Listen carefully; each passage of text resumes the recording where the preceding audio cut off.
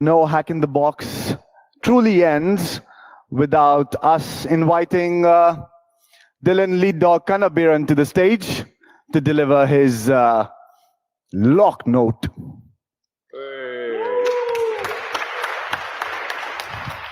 What's up, what's up? All good, guys. I don't know how much time we have. Oh, we actually have no time. It's already 7 o'clock. So, okay, no LOCKNOTE. No, I'll make this fast. First of all, big thank you to all the speakers for being here. One of the most fantastic lineup of talks we've had, bar none. We had CFP Review Board sitting here. They can verify this, 200 plus submissions. Super hard to select. Big thank you, obviously, to all of the villagers that showed up. We invited some of you guys to come down. Obviously, some usual suspects were here. Mitch, thank you so much for your support all these years. Big thanks, obviously, to all our sponsors who made the event possible, thanks to their contributions. And most importantly, to the crew for sticking this through, even though we had the burst close on us at 9 p.m. On the night of setup, when we normally would have the venue all the way till 6 a.m. So that means we had to bugger off at 9 o'clock, come back at 6:30 in the morning, and you guys showed up here for my opening keynote at 8:30. So we had like 2 hours to essentially do, well, 6.5 hours worth of work. So big round of applause to all of the crew, all of the volunteers. Phenomenal.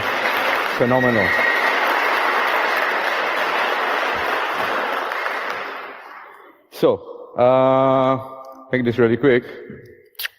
Next up, Singapore GSEC conference. It's going to be our 5th anniversary there. Obviously, we're not going to do a crazy conference like this, mainly because Singapore and GSEC is meant to be a bit more intimate. It's designed where you, as the audience, as the people who come and attend, get to shape the agenda. So normally, we decide, as in the CIP review board, and I push them a little bit to pick the talks. But at GSEC, the concept is slightly different. So we put the voting power in your hands. We do a pre-selection. You guys ultimately get to decide. And you get to meet the speakers, like one-on-one, and get to hang out with them, get to talk to them. So it's a little bit of a different event, worth attending if you've never been. The dates, 26th to the 28th, we'll have the usual training. 29th, 30th will be the conference. CFP is actually still open. So if you want to talk and you want to speak, you want somebody to vote on it, feel free to submit. Go to cfp.hackinthebox.org. And you can find out more about that on gsec.hitb if you want to go for the event itself. Now, I'm sure most of you who have been here for the last couple of days, if you were not at my opening keynote, you might have noticed this thing that you have no idea what the hell is it about, which was the lounge that was in the middle of the Haxpo area, and this big sign at the top that said HITB plus CyberWeek. So what exactly is HITB CyberWeek? I'm guessing most of you were probably not awake at 8:30 in the morning on day one, so I'm just going to quickly play a little video that we made, which kind of explains what it's all about. For this, I need to go over here because I need to click on stuff. Let me see. There we go. Can I get some sound? There is no sound. Doesn't matter. Fine. I'll walk you guys through it. So basically, Cyber Week is a 6-day extended event. So normally, Hack in the Box, we do training and then we do a conference, right? What we're going to be doing for Cyber Week in UAE is a joint collaborative effort between the government and us, and we're trying to solve quite an interesting problem. One of the things that we see basically right now is, this video thing doesn't really work so great. Let me see if I can pause it at some point. Yeah, okay, cool. Basically, what we're trying to do, if you've noticed over the last couple of days upstairs, we had this thing called Hack in the Class. And we also had this thing next door called Hacker High School. What you didn't see is this other thing that we do called EDU CTF. So we have the professional CTF, the thing that's happening out there. And we also do in Singapore a contest that's meant for university students. In fact, the winners from Germany who won 2nd place, they're actually university students that won a national level Germany competition. They were supposed to come here and just enjoy the conference. It was a prize that they would come here and chill out. But they decided, nah, man, we're going to come here and like phone some stuff. So they came and played the CTF. But upstairs at Hack in the Class and at Hacker High School, it's an initiative that we started because we feel that there's a big gap that currently exists, right? The universities are not producing graduates that are readily employable. And the problem is not really going to be solved if we just keep talking about it.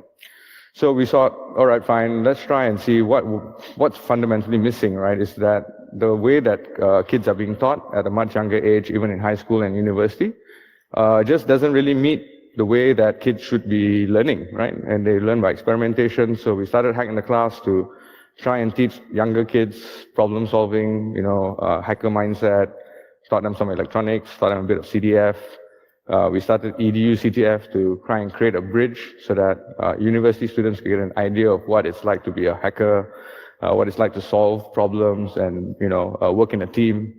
And then obviously to create that bridge so that they can go into professional games and, play with all the cool guys like ESPR.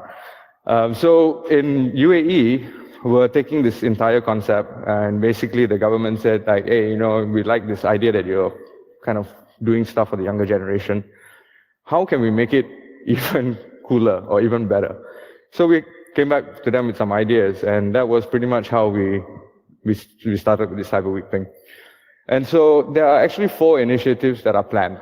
The first of which is a EDU-focused CTF, where we are actually doing more. So we're going to be taking university teams and high school teams from the UAE. We're going to give them some training, some crash course, basically, in all sorts of stuff. And then we're going to give them a Jeopardy-style CTF for them to play with. They'll go on to play a final CTF competition of some sort, like an attack and defense game. The German winners from the German competition, the Belgian team will also join them there. And then the top 2 teams from EDU will play in a professional game. And for the professional game, we're inviting the 25 top teams basically from around the world. So winners from DEF CON, for example, from Code Blue, the winners from Hack in the Box here. And we'll pick a bunch of other contests. We haven't decided on all of them, but we'll pick some. And they're all going to be flown over. They get to compete in this contest that's going to be happening there, $100,000. We also have an AI challenge. We are thinking about doing something for machine learning because I like AI and machine learning stuff. So we have a challenge for malware, like we can build a new malware detector. We also have a deep exploit stuff that's also, if we can build a kind of automated scanner, automated pen testing thingy, produce it.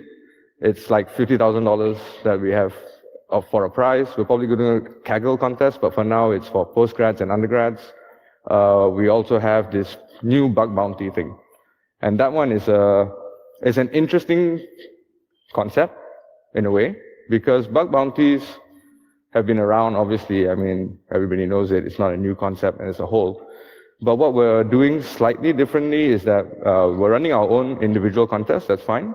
But we're also inviting major stakeholders from the industry to host their contests alongside us. Why? If you're a bug hunter, you have a few different places you can go to and drop your bugs, few and far between, really. What we're trying to do is to kind of create like a one-stop bazaar, like a market, right? Like you can come, there are multiple different programs running. You can choose which program seems interesting to you. And then the vendor gets, obviously, the findings. You get your payout. But what's missing currently is that a lot of this discussions, this stuff that happens during contests, they happen behind closed doors. And so what we're trying to do is to give the vendors what they need, give them time to patch. The patch comes out, give an extra, say, 30 days, so the patch can be distributed, consumers get protected. But then thereafter, we actually want to open source, to a certain extent, pretty much every single bit of the findings, not just the CVEs, but the actual exploit code that was used for verification, any of the technical lower level findings. Why? Because basically techniques are much more interesting than the actual exploit itself. I mean, exploits are exploits, but the technique will enable somebody else to maybe complete a chain that they'll be working on, and then they will also then be able to come to a bug bounty contest and win some stuff. And all of us get to benefit as an industry will then move forward. So, crazy ideas, got to try it. Typical hack in the box style. So that's what we've got planned for the next big thing that we normally announce, or that I normally announce at the end of this show. It's going to be fun. It's going to be super interesting. I really hope all of you guys will be there. It's going to be extraordinarily cool. We're going to, once again, have all of the villages stuff that we have here. Medical Hacking Village is going to have a huge, huge area. I was talking to Nina about it. We're super excited about some stuff that we're going to be doing there. I'm hoping Mitch will also be there. We'll expand on that. We're going to do a huge hack in the class. So I really hope all of you guys will come. CFP will open in June, I think. Probably June, July, somewhere around there. Call for trainings. Also, if you guys have a training that you want to do, you've got a cool concept or cool idea or something you want to teach, please come. We'll have labs. We want more people to share their knowledge, basically, right? We all know something. We might not be a subject matter expert in everything under the sun, but we know something. Share it, submit it. Submit it as a talk, submit it as a lab, submit it as a session. We need more content. We need more people to share, to give back. And that's what makes the community cool, right? And so, with that, we shall call this conference closed, and it's time to party, yo. And we've got, as always, conference time. Always have to have a really good post-conference party. 10-year anniversary, we have a fantastic venue. And it's at Club Akhenaten, 5 minutes away, Google Maps, you'll find it.